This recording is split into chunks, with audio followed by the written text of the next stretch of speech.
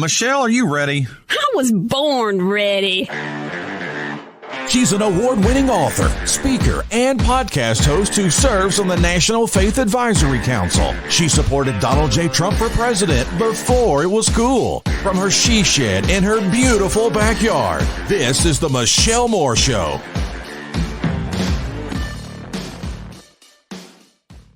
Rising up, took my chances, went the distance, will to survive. So many times you trade your passion for glory. Don't lose your grip, keep them alive.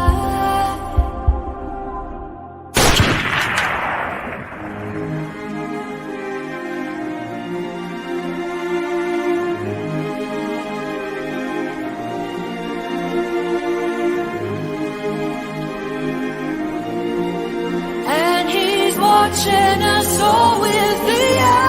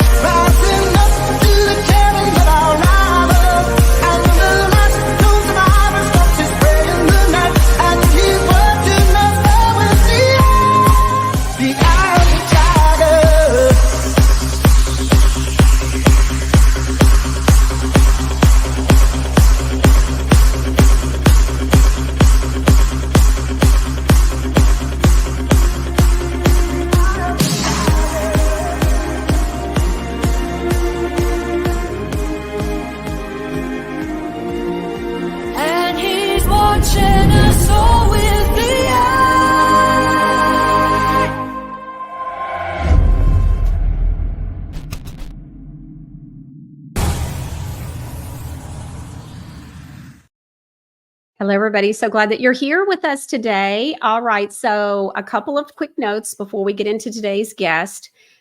Jack and Margie Flynn, they did the Red Pill Expo back in June. They have provided the video. We have it now in the link and everything hosted on our Rumble channel for you if you want to go and see it. The link to it is in today's show description. If you want to go on ahead and make a note to see that later after today's show, that'll be good. They did a great presentation, and so it's there for you. I've had many people ask for it. So if you go to the Rumble channel for the Michelle Moore Show, either on Tuesday when they were on with me or today, we've put it in both show descriptions for you, okay? Also, just a quick note, Mike Gill will be here tomorrow. I will not be here tomorrow, but Mike Gill will be. And so he will be doing a show for you guys and information, covering all kinds of stuff. You know how he does. So he's going to be here for you. And so excited about today. I did not know. I'm going to be interested to see if you guys knew this. But did you know that there was a woman who tried to report about there being a plot to kill JFK? She tried to tell doctors. She tried to tell the police. All different kinds of stuff. And she was connected to Jack Ruby, the assassin of the supposed JFK assassin. So this is so interesting. And her name, her alias at the time, she was going by Rose Cherami. So we have Michael Marcades, and he is her son, her birth son, her only child, and he is here with us. He's 71 years old now, and he has had a lifelong journey of trying to kind of put together, unpack, and everything, her life story and what all happened. And so it's so interesting, so many details. And of course, he has had numerous conversations, probably really endless, about with other people that were investigating. And I've spoken with other JFK people. I've got a gentleman who is a retired FBI agent, and he's done extensive JFK research, going to be here next Thursday. And he knew Michael, and he knew about Rose Cherami's story. And so it's just so interesting because there is a whole group of people that, you know, really spent so much time and so many resources. Obviously, we know about the movies, right? So I've had to watch a few movies. And in fact, Michael's mother, Rose, she was actually featured in the beginning scenes of the JFK movie, you know, the one that Oliver Stone did, and not too many years ago. And so it's just very interesting. Of course, that movie had Kevin Costner in it and many other well-known actors. And so she's featured in it. She is the woman that they start out in the beginning of the movie being pushed out a moving car. And so anyways, so it's so very interesting. And we've got Michael here with us today. I had a personal friend who introduced Michael and myself. She used to live in Texas and in the Dallas area. And so she knew Michael and did the introduction. And so this has been in the works. I'm very excited about it. I felt like the Holy Spirit really had been showing me that now was finally the time. I kept feeling like it wasn't the time. It wasn't the time. I knew that I had numerous stories. I've met more people. We're going to have other insiders and people who have spent just all kinds of time and resources into researching the assassination of JFK. So we're going to go on ahead and bring Michael in. I'm very excited about having him today. So Michael, thank you so much for being here with us. It's my absolute pleasure. Thank you. All right. So Michael, I want to start. So your mother, Rose, was the one who was trying to tell doctors, police, everybody about this plot, this plan to kill the president. And she had all of these details and everything. And we're going to talk about that. But I want to kind of back it up just a hair. There's a lot of information and details to your childhood that are quite jaw-dropping. But let's kind of back it up just a hair and talk about your mother. And so, you know, she had some problems. And so why don't you talk about that? Yes. Thank you so much for giving me the opportunity to honor my mother today. Yes, my mother, Melba Christine Youngblood Marcades, known as Rose Cherami, did have problems actually from childhood. At the age of 12, she contracted an acute case of encephalitis. And I don't know about you or your audience, but I had to go look that up and see what that meant. But it's an infection in the brain. She was actually hospitalized for most of a month, fever the entire month. And when she was finally released, doctors warned my grandparents that they needed to keep their eyes on her and that she might have some unusual personality quirks. Then said, above all, please keep her away from alcohol and drugs. And of course, that didn't happen. But I think that's an important thing to note about her early childhood. She, you know, I love my family, but I don't think my mother was very happy when she was growing up. She was the middle child. She was the black sheep among her siblings. She had an older sister, a younger sister, and a brother who died shortly after birth. So she was rebellious. You know, she was hard to tie down. If she saw a fence, she thought it was something she should climb over. Yeah, I like that. Well, one of the things that I noticed in reviewing everything for today's show is that she ran away when she was 16. Correct. Actually, that was the second time she ran away. She ran away a couple of years earlier and, you know, wasn't quite so skilled at that. And then by the time she was 16, she figured out a way to make it stick. And as a 16-year-old young woman, she was beautiful, by the way. She was very fun-loving, flirtatious, and all of that sometimes got her in trouble. But she went away to Houston, which wasn't that far away from the tenant farm that my grandparents were running at the time, north of Houston. And like any 16-year-old girl, she didn't have a whole lot of choices when she was in Houston about how to support herself. She wound up getting involved in drug use, drug distribution, prostitution, and oddly, she wound up connected to the Houston Police Department in a very unusual way. She became an informant for them, for Detective Billnitzer, William Billnitzer of the Houston Police Department, who was in charge of all the drug issues in Houston area, which were great. And mother, and it's all been documented. By the way, I want your audience to know that I'm not making stuff up. Yeah. I have lived by documentation to write this book. It's the only way to find truth. But she had worked as an informant for Bill Nitzer, met with him regularly. But the federal government wound up investigating the Houston Police Department for wrongdoings relating to drugs coming in the front door and being resold out the back door.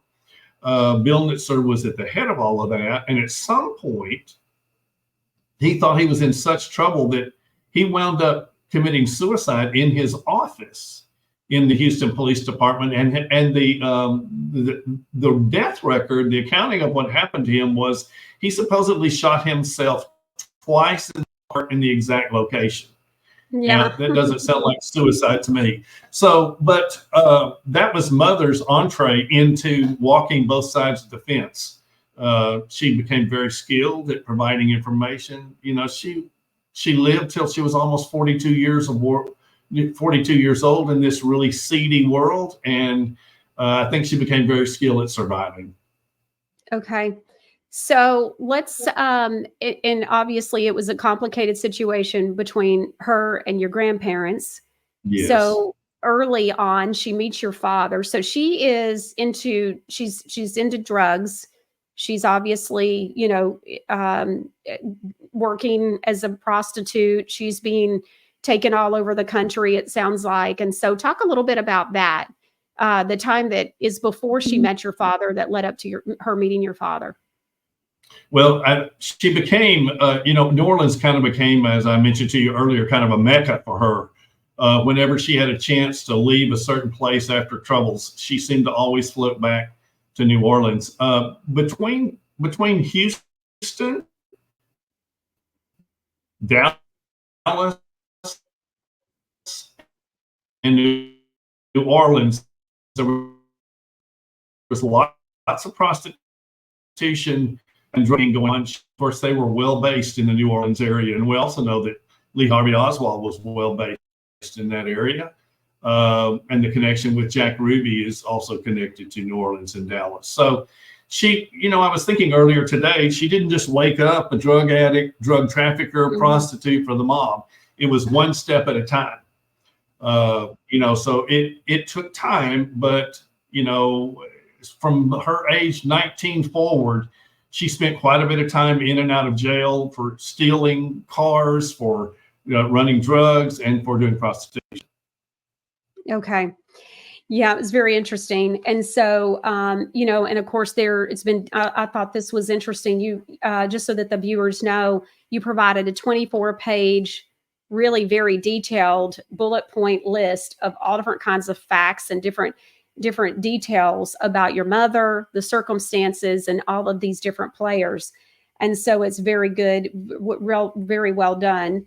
But one of the things that I've highlighted a few things, and one of the things I want the audience to know is that Michael is actually well known within the worldwide JFK assassination community, of course, as the son of Rose Cheramy. I had not heard of her before, but what I have come to learn in my own research and preparing for these upcoming weeks, talking about the Kennedy assassination and people who have done their own incredible work, lifetime journey of working and digging and all the different circumstances. It's very interesting because they all know about Rose. And so next week's guest, when I brought it up, oh yeah, you're talking about Rose Cheramy. I was like, oh wow, okay. But she was a mysterious character and is depicted in Oliver Stone's film, the JFK film, like we talked about.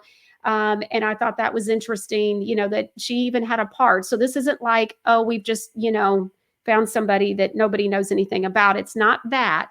Rose tried to warn law enforcement authorities, doctors, nurses, and others about this ahead of time. It was well documented, and we have the names of all of those people as well.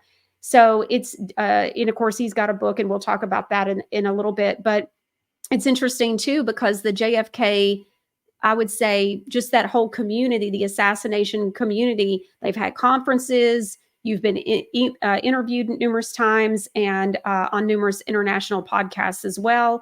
So I just want my audience to have a little bit of background on that. as well. So I want to move on. I thought that it was, it's obvious that, so at one point she meets your father. And so talk a little bit about your birth father and how they met, where they met, and what happened there. Yes, at the time she met my dad, he was in the Navy and living in New Orleans, of course, his entire life, except when he was serving, of course. And my dad met her on Bourbon Street. She was serving as a headliner for a men's club called the Blue Angel. And as part of my research, I've actually been to that location and visited with people. It's under a different name now, but the Blue Angel is well remembered as one of the finest, if you can use that word, for what the men's clubs on Bourbon Street. My dad went to that club, saw mother, dancing, swinging on swings, all kinds of things. It's quite an interesting place, that area on Bourbon Street, and pretty taken with her. She was a short little bombshell, only about 5'4" and he was just captivated by her, and in a really good way. Of course, I'm sure he was drawn to her sensuality, but after meeting my dad, I really found out that he just deeply fell in love with her, wanted to take care of her, wanted to give her an opportunity for real life.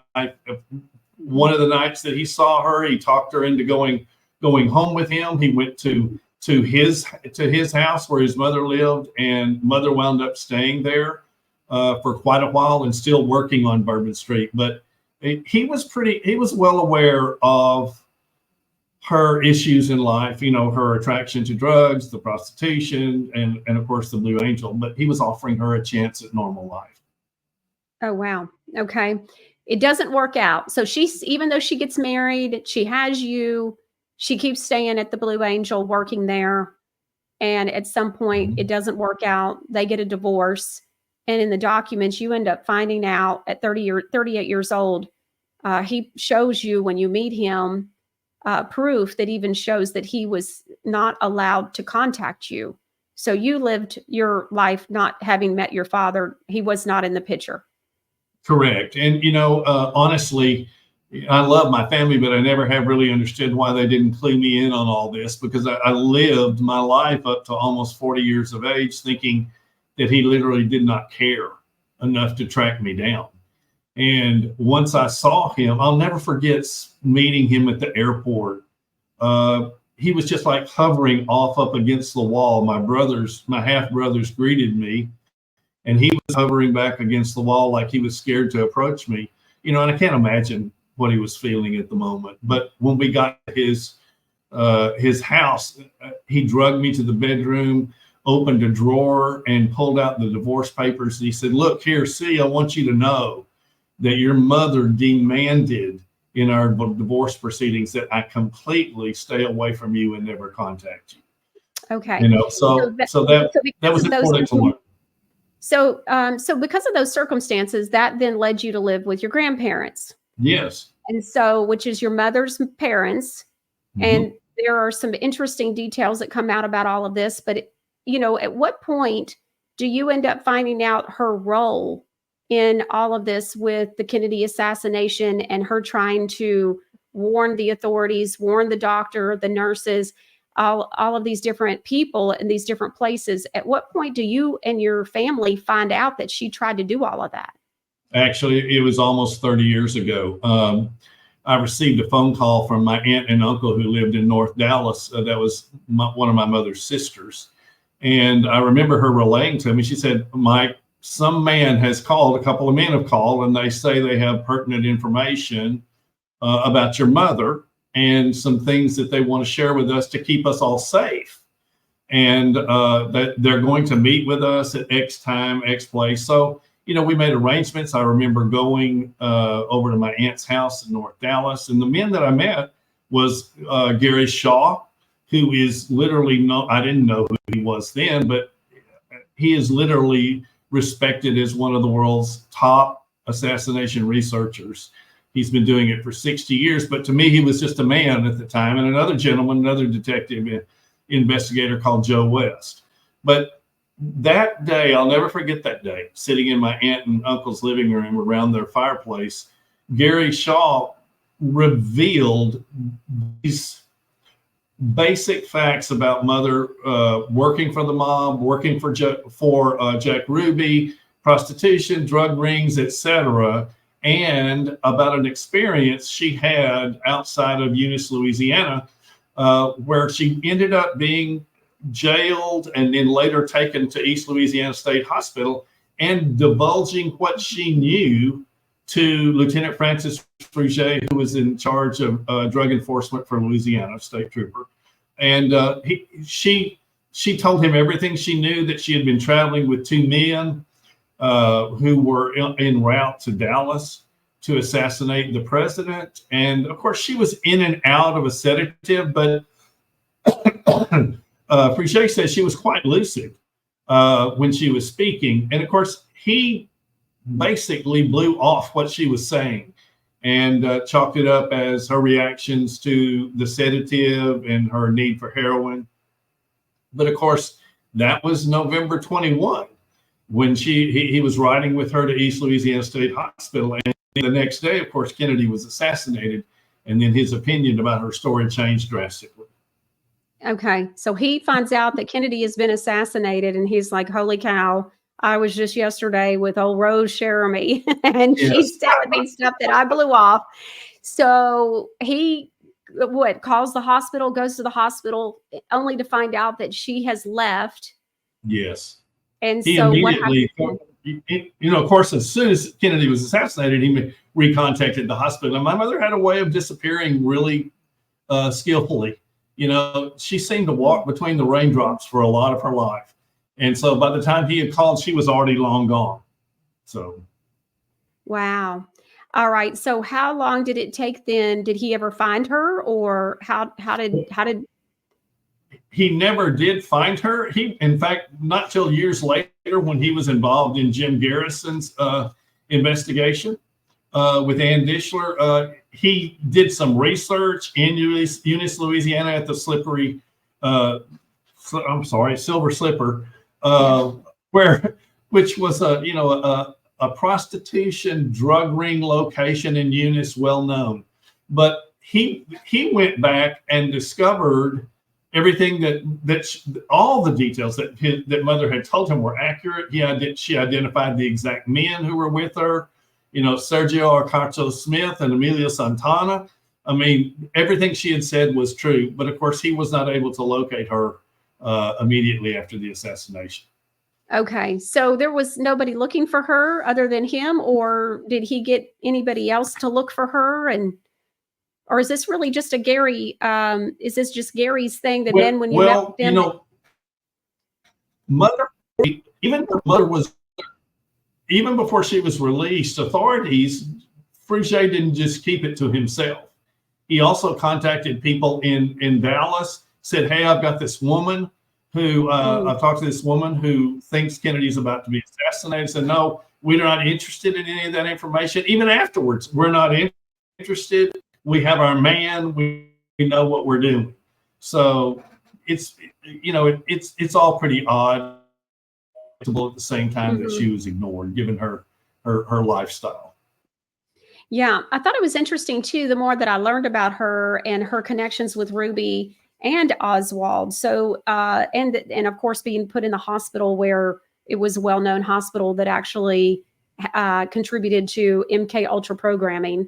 A lot of these hospitals, just in case someone's watching and doesn't know this, I have interviewed other MK Ultra survivors, and they have shared that. They've shared even being taken to hospitals when their programming starts to break down in their, early to mid 20s, for example. And it's really not supposed to start breaking down until about 30. And so they take you in for reprogramming. And that's usually a lot of times at a hospital that will even have a sign out front that says Christian Hospital. And so we've had numerous people who have been on the other side of that, who have said, look, I was being raped and drugged at places that claim to be Christian hospitals all over the country. And so I've had some different interviews about that. It's very interesting. And so when I found out about that connection, I thought, uh-oh. So this is interesting. Do you think that at some point she was MK Ultra'd? You know, my first response is yes. I believe the main goal was to control Mother, and I think that people who were handling her would do anything they had to do. You know, Central State Hospital, as you just mentioned, in Norman, Oklahoma, was a central location for MK Ultra experimentation, and I have no doubt, although I have not been able to find the records for her there, I have gotten her admittance card that proves she was indeed there. At the same time that Lee Harvey Oswald was there. So, but I just know that Mother was subjected initially to electrical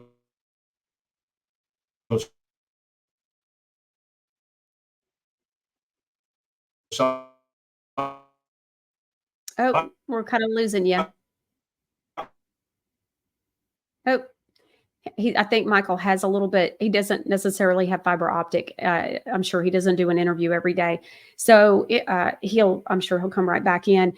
But I think it's very interesting when I got to looking at this story and really digging into it. Let's see. So she was at a hospital. She was in and out of the prison system, and that's a whole nother thing. But then you also had, and it just is mind blowing to me what was going on even in the 60s. So, you know, but she was, it turns out at some point was in a hospital that was known for doing mind control. She was, you know, there at the same time Oswald was there, which was interesting. Not really sure what Oswald was doing there. So we'll have to find out about that when he comes back. And then also she had connection with Jack Ruby. And so I'm going, holy moly. And a lot of where this New Orleans thing, you know, and all of the taking people from one city to another, and just so happens one of the states that they took and transported prostitutes and drugs was to Texas, of all places. And so, of course, we know Kennedy was assassinated in Dallas, but I thought that was very interesting as well. And so there were just so many check marks by this story and all of his details and facts, and of course his book. And, you know, it's just so much. And his story intertwines with his own research with so many people that are so well known in this whole JFK assassination community. There's an entire community. And so it's just been very interesting to learn about Rose, and also all of these connections that she has, which I thought was interesting. Okay, I see him coming back up. So let's pull him back in, Ron. And so he's muted, Ron. So if you'll unmute him. Michael, can you hear us? Oh, he's muted again. And so, Michael, can you hear us? Can you hear me now? Michael? Yeah, I can hear you. Yes. We just don't see you, but that's fine.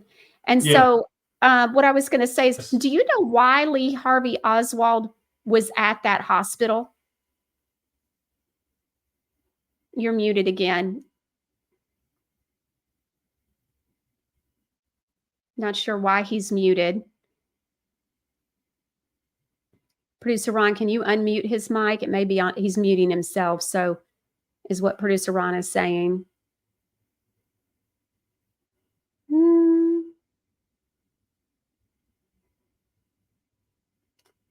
Michael, if you could hear us, you're muting yourself so we don't hear you. There you go. Michael, are you there? Michael, are you there? Kelly, I need your help. Michael, are you there? I think there's a little bit of a drag with his internet. Yes. Can you hear me? Okay.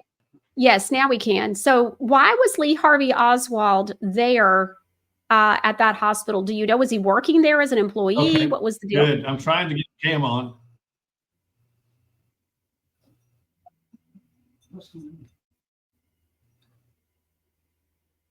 It's okay if you can't. It's not a big deal. We can, as long as we can hear you. I can't confirm that. Work there. There you Some go. connections with what? Oh, there you go. Can you see me now? What we did, now we don't. I'll get it. Okay, Michael. So you're not sure why he was there at the hospital?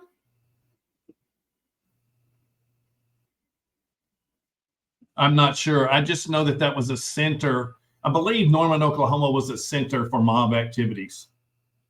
I can't prove that, but that's what I think. Okay, that's interesting. So 200T asks, did Rose communicate with reporter Dorothy Kilgallen, who died mysteriously investigating the JFK murder? No, she did not. Okay. All right. No, she was in communications with Jack Ruby. Okay. Dorothy was? Or Rose? Okay, there we are. Okay. So I'm sorry, I couldn't hear your question. Who was in connection with Jack Ruby?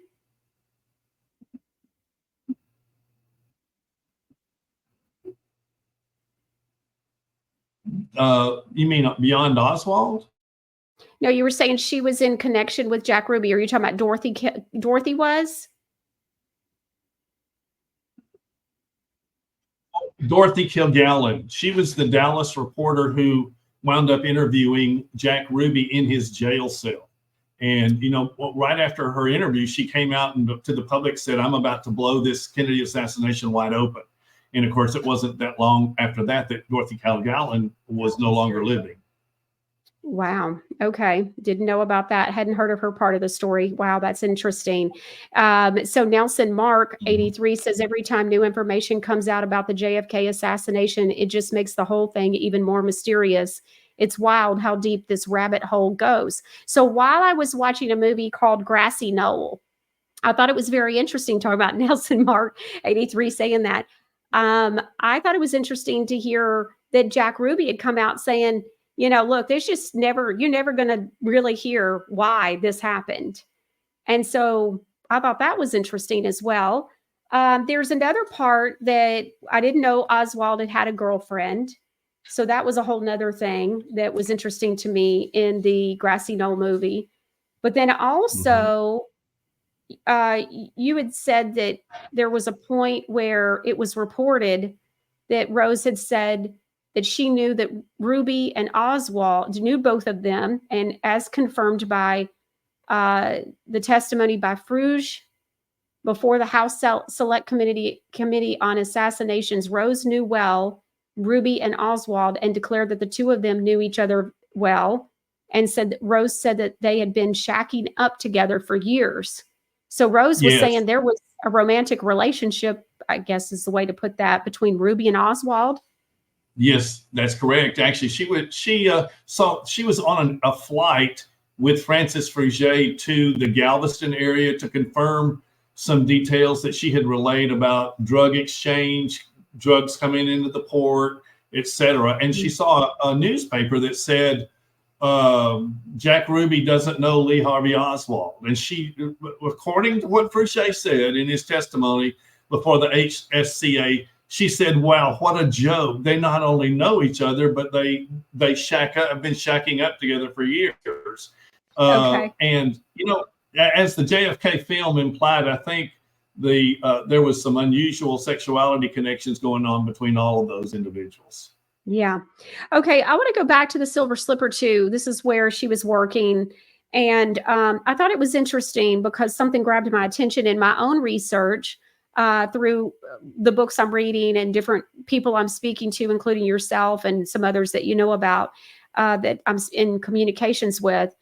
It was interesting because I didn't know until I watched the Grassy Knoll. Again, another thing that I didn't know was that Lee Harvey Oswald had some connections in, I guess it was the New Orleans area, but it had to do with the Castro-Cuban stuff going on. And I think it was like a year prior to Kennedy being assassinated. And so when I got to looking through your notes, you're talking about Smith and Santana, you were saying they're well-known pimps. She was traveling with them, your mother, Rose, and said that they regularly hauled prostitutes from Florida to Louisiana and Texas.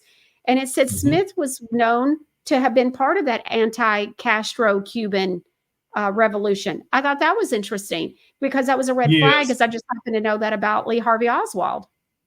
Yes, and I just can't stress enough to you the importance of New Orleans in all of this. New Orleans was a central connection for lots of characters, anti-Cuban, etc. Guy Bannister, Clay Shaw, that whole scene was located right there in the heart of New Orleans. So do you think that some of that has to do with the mob? And I mean, I'm thinking so, because there's obviously, you've got drugs, prostitution, you got a bunch of money.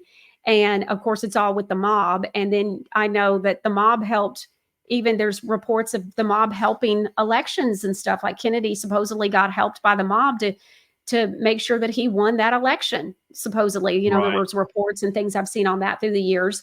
So the mob being involved in all of this, I think it's all very interesting.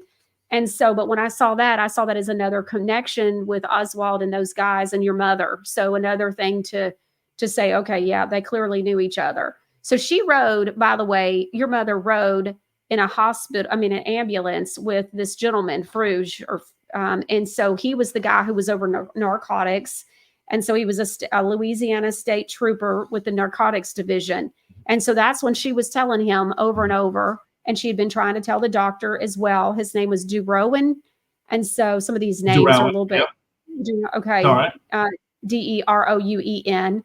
And so she had told both of them, the doctor was Durowen and of course, Fruge, who we were just talking about. But I thought that was interesting. But of course, they're just thinking, well, she's, a drug addict and she's needing drugs and she's going through the DTs and whatever. And so it's interesting with all of that. And so, so are you saying then that once Kennedy was assassinated, President Kennedy was assassinated, how was it that Gary ended up finding out about your mother? Who did he talk to that had talked with your mother? Was that Fruge? Well, I'd have to go back and ask Gary that, but I just know in his 60 years of research, that he has turned over every possible stone for connections. That's all I know to tell you about that. Okay, so he ends up finding that out, and that's why he connects your family. Okay, yes, and there's so many incongruences. We haven't talked much about her death yet, and all the weird facts stated on her death certificate that were complete contradiction of each other. But I mean, she was taken to that her death scene in and of itself, according to some researchers, has actually been described in CIA manuals. So, you and I have talked a little bit about that. Yeah, a lot going on there. And it's believed that she was murdered. Yes, ma'am. Although it was covered up really for 50 years. And honestly, if I hadn't done my research and my work in acquiring her medical records from the Gladewater Municipal Hospital, I don't think it would have ever been thought of anything other than an auto car accident, which certainly is not what happened to you. I believe that scene on FM 155 in East Texas was staged. I believe she was shot in the head. Her medical records prove that she had a punctate stellate wound to the right forehead, which every physician that I have talked to said, wow, that's a close range gunshot wound. So, but none of this was shared with my family. Her death certificate says that she was dead on arrival in 3 places, yet I uncovered 8.5 hours of minute-by-minute care given to her at the Gladewater Hospital. Now, what is it? Is she dead on arrival, or did you give her care? And she had a broken forearm. They set her forearm. Normally you don't set set a broken limb of a person who's already dead. So there's just all kinds of conflicting information in the medical records. Also, just so that everybody knows, she shows up dead a year and 10 months after Kennedy's assassination, roughly. So just so you kind of get an idea of how long she lived after the assassination took place. Now, you had mentioned that she had come in and was it questioning that she had a meeting and you think it was determined then at that point that she was going to be assassinated? Talk about that a little bit.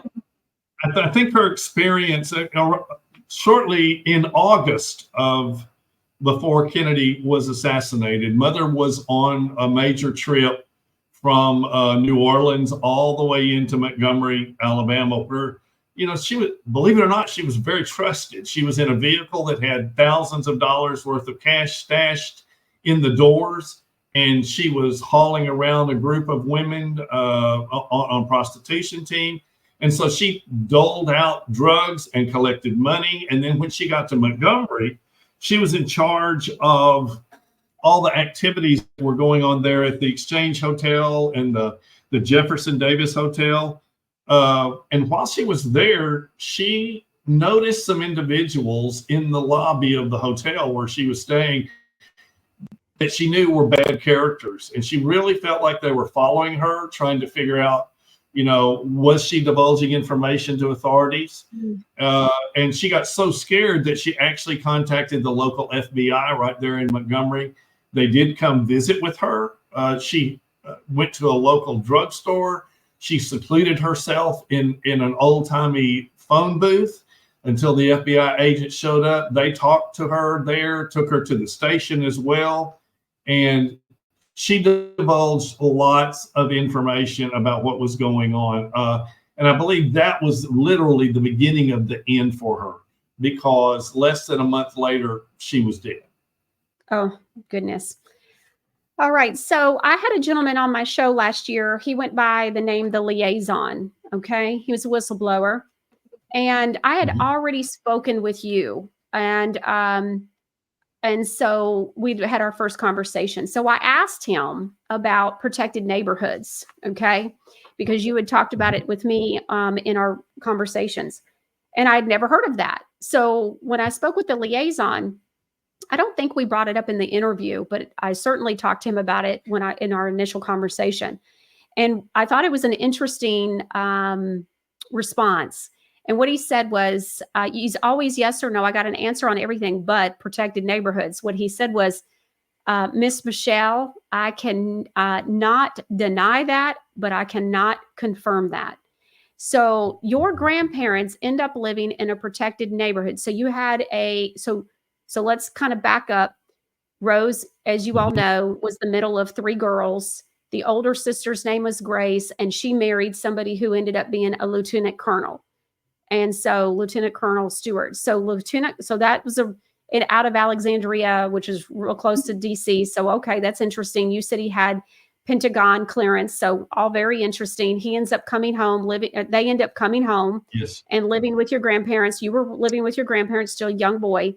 And then a year later, they end up moving to a neighborhood. Mm-hmm. And later, as an adult, you have these friends that you made as a child in this neighborhood. And so share what you end up finding out. Yes, it's very interesting. You alluded to the fact that my grandparents and I were living with my aunt and uncle, Lieutenant Colonel Jackson W. Stewart. He was Pentagon cleared, as you said. Oddly, they moved from Virginia to Richardson, bought a house. We lived with them for quite a while, for a solid year. Then we moved with my grandparents, just my grandparents and I moved to a very unusual neighborhood out in the woods, literally outside of Duncanville, Texas. Now, of course, I had no idea about that entire sequence of events, but only a few years ago, and I'm certainly not going to call anybody's names because I actually think people are still fearful about sharing information. All I know is I learned about 2 years ago that there was a family near the house where we lived in that secluded area who knew we were coming long before we got there. They knew that these older people were bringing a young boy named Mike, and that they were supposed to watch out for him.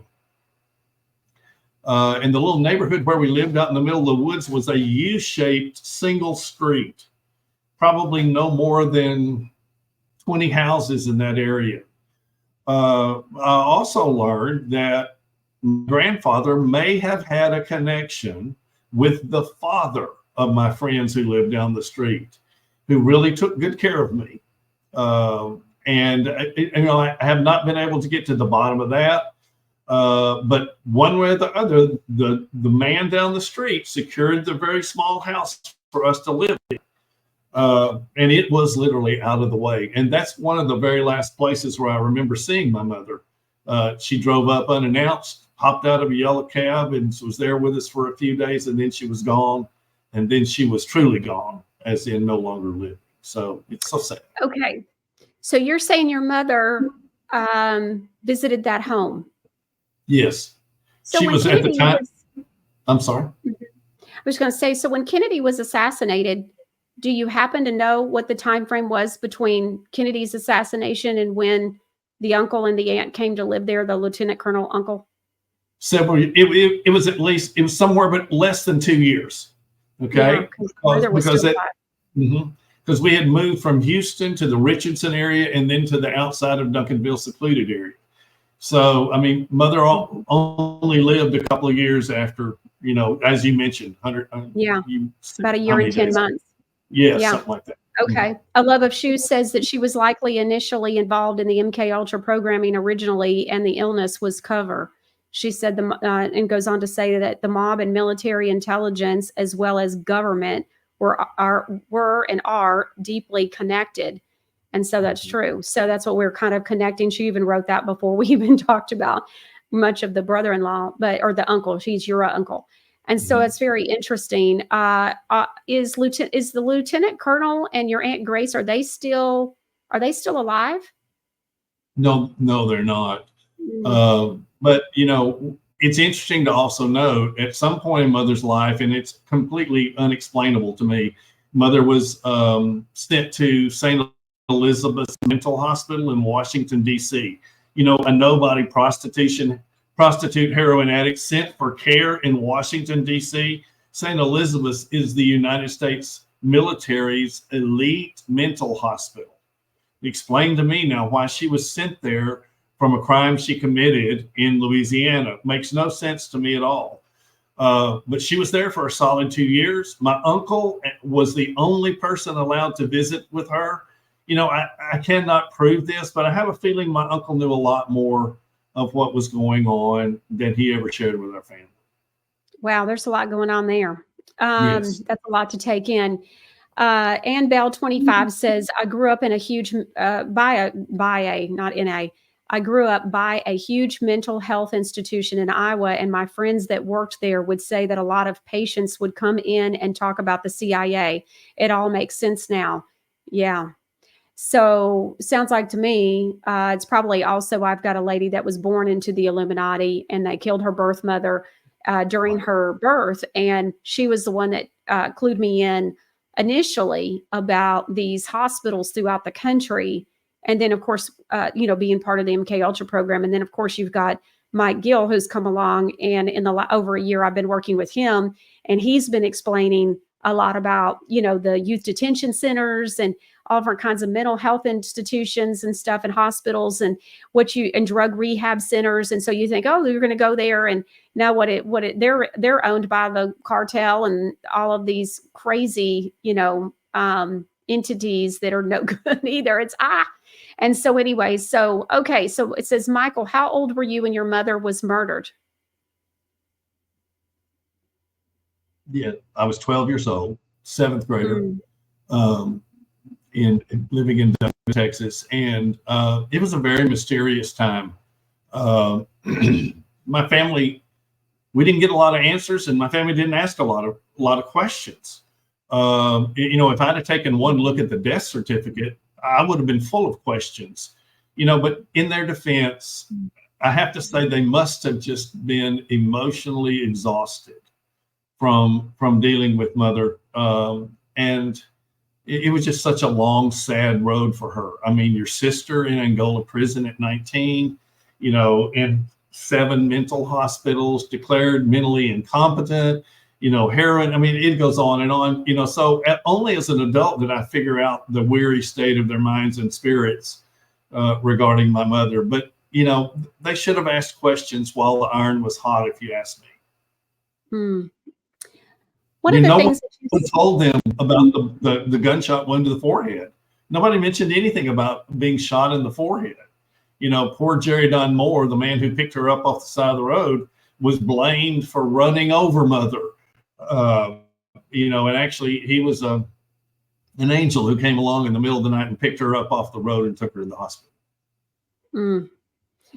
All right. One of the things that I wanted to ask you about was in your notes to me, you talked about all of this that's been going on, and all of it, which has been a lifelong impact on you. And so explain that a little bit. Share that if you would. Yes, uh, even talking to you today, I'm still grieving and sad about it. I feel so robbed. Here I am, a 71-year-old man, and I feel so robbed. I didn't get to have my mom. Lost her when I was 12. She was very, very seldom even talked about. So it's just so sad. And for me to uncover the seedy existence that she maintained in order to stay alive and to protect me. I'm convinced that much of the reason that she continued doing what she was doing was that there was no way out. She couldn't stop. In fact, there was a short period of time where I believe she was in FBI witness protection program in Cape Canaveral. It was only for a few months, but I remember she wrote my grandmother, and I have those handwritten letters, saying that she had married a man named Gene Crawford and that they were on the dole with the government. They were getting checks from the government for the rest of their lives. Now people like Gary Shaw tell me that sounds like she was on a witness protection program. She didn't stay there. Some of her associates did stay there and live long lives. Mother did not choose to do that and had a very short life. But, it is just so sad in a way. I just feel so robbed. Of course, who knows what my life would have been like if she lived, and I'm so grateful for my loving, dedicated grandparents who took me into their house at the age of 5 when they were in their 60s. Yeah. Rumble Tumble 20 says, I was born in the 50s. My parents would not have asked questions either. They were likely taught that the doctors and the law were always right. It's a great point, Rumble Tumble 20. And like you said, I think that you have a great point, Michael. Probably just exhausted. Some of the different things that I remember you explaining to me in our first conversation, where she'd show up, she'd be gone. She'd show up, she'd be gone. It was always something else. And so, there's just no telling. There's probably a lot of hurt and a lot of pain and all of that, mixed in with like what Rumble Tumble 20 is talking about. And who knows what the aunt and uncle too, and all of that, and what was going on that maybe you didn't even know about. And, because why be moved to a protected neighborhood? So I thought that was interesting. Who knows? Very interesting. Well, I appreciate you being here with us today and sharing your mother's very interesting story from what you've been able to pull together and be able to show. This is your book Michael has had 2 different versions of this book. This is his updated version. And so it is Gathering, what is it? Fallen Roses or Fallen Petals? And I actually Rose Jeremy Gathering Fallen Petals. Yes. And so I thought there was something interesting in here that I read, and I wanted to share it with the audience. It's in the introduction, and it says, so it's written by Gary Shaw, and I get to looking at it, and he wrote the introduction. It says, what did Rose know? And so I thought that was interesting. He says, she knew and had worked for Jack Ruby, who was an assassin of the alleged assassin Lee Harvey Oswald. She had seen Lee Oswald in the company of Jack Ruby, a bothersome circumstance the investigating authorities categorically denied, even in the face of numerous corroborating witnesses, which goes back to her seeing that newspaper article that you mentioned. She knew firsthand of Ruby's association with men connected to organized crime. Again, a disconcerting connection the authorities knew, but knowingly lying to the American people, denying. And so the next one is she knew and had been in company with 2 men prior to the assassination and had heard them say that they were on their way to Dallas to kill the president. The next one is she had expressed her knowledge of these men, their names, and the intention, and Rose had done this while in the presence of a law officer and several hospital personnel 2 days prior to the assassination. Another one was that she again warned that the president was going to be killed in Dallas, this time as she was watching the TV account of the beginning of President Kennedy's motorcade. And as previously she had done so in the presence of the hospital personnel. The next one is sometime later, when told of the remarkably quick arrest of Lee Harvey Oswald, she asked hospital personnel if the authorities had already arrested Jack Ruby. Wow, that's interesting. And so it's very interesting story. Lots of stuff. The book is amazing. This is you with your mother when you were a newborn baby. This book has all different kinds of stuff in it. The deposition, photocopies. You have put a lot into this, Michael, and it's an absolutely just riveting book. And I appreciate you sharing it. If somebody wants to order the book, you can get it either on Amazon or you can go to the website. And so the website, share the website address. It's PenielUnlimited.com, PENIEL Unlimited.com. And if you're interested in autograph books, that's the place to go. And I'd be delighted to do that. Yeah. Well, that sounds great, Michael. We put the link also in today's show description. Amazon is there for everybody. Yes. And we'll put the link I had producer Ron put the link in today's show description for everybody as well. So if you need it, you can get it there as well. Rumble Tumble 20 says, Michael, I'm so sorry that you didn't get the closure that you deserved with your mom. And C Monkey 54 said, God's blessing on you, Michael. And so that's so sweet. Thank you so much, everybody. And thank you, Michael, for being with us. All right. Well, like I said earlier in the show at the very beginning, we're going to have Mike Gill here tomorrow. I like to call him America's whistleblower. And so he's going to be here. Y'all know him. Y'all love him. And so he'll be here tomorrow. And I'll see you right here Monday with Mark. Remember, Mark Taylor's going to be here on Monday. And I've got quite the treat planned for Tuesday. And so we're just going to have a great week next week, too. All right. We'll see you right here next time on The Michelle Moore Show. I'm Dr. Fulgens. For over 30 years, UCB has helped customers strengthen portfolios with gold. But let them tell you in their own words. Buying gold and silver from Universal Coin and Bullion has been one of the greatest experiences for me, and it's been an easy process and also a very safe process to do that.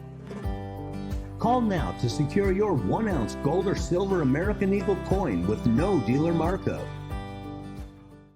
Did you know your cell phone emits radiation that has been linked to increased risk of certain types of cancers? This is why manufacturers include hidden warnings to keep your phone away from your body. And what's worse is that children are more susceptible to the potentially damaging effects. Safe Sleep for cell phones is a case specifically designed to block radiation. Its shielding technology integrated into the case has been tested in a third-party FCC-accredited lab to block over 99% of RF and 92% of ELF radiation emitted by your phone. It also functions as a stand for watching videos and comes in a magnetically detachable style for some devices. Safe Sleeve also offers anti-radiation cases for tablets and laptops and has free shipping in the U.S. plus discounted worldwide shipping is available. Go to truthtalkamerica.com today and click on the Safe Sleep banner on the home page. Use the discount code FIRST10 at checkout for 10% off your first order.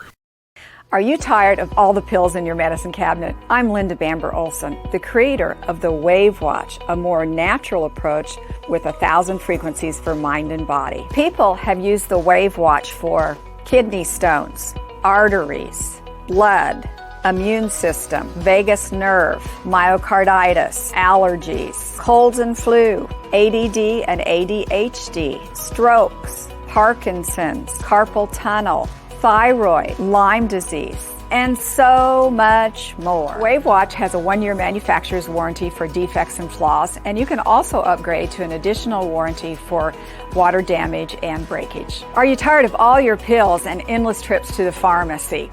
Why not try the Wave Watch with 1,000 different self-care ideas and put your mind at ease? Just go to wavewatch.com. At checkout, use the code Michelle100 to receive $100 savings on your purchase.